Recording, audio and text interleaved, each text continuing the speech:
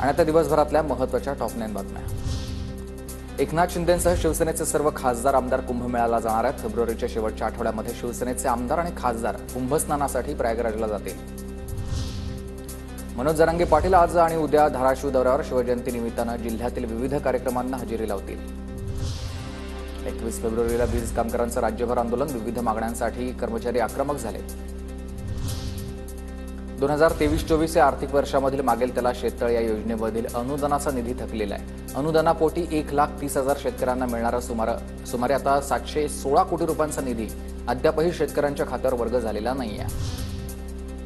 राज्यातील 419 शासकीय ITI संस्था खासगीकरणासाठी खुल्या करण्यात येणार आहेत। दरम्यान शासकीय ITIवरील सरकारची मालकी कायम राहणार असल्याची मंगलप्रभात लोढांची माहिती आहे। टोरेस कंपनी घोटाळा प्रकरणी युक्रेनियन अभिनेता आर्मेन अटाईन याच्या विरोधामध्ये दुसरा गुन्हा दाखल झाला। परदेशी आरोपींना बनावट प्रमाणपत्र आधारे मुंबईत प्रस्थापित करण्यात मदत केल्याचा आरोप आहे। आर्मेन अटाईन सध्या अटकेत आहे। न्यू इंडिया कोऑपरेटिव्ह बँक घोटाळा प्रकरणी फरार आरोपी विरोधामध्ये लुकआउट सर्क्युलर जारी। आरोपी उन्नतनाथ अरुणाचलम म्हणजेच उर्फ अरुणभाई हा अद्यापही फरार आहे आणि आरोपी हितेश मेहतानं अरुणभाईला 40 कोटी रुपये दिल्याचं समोर आलं आहे।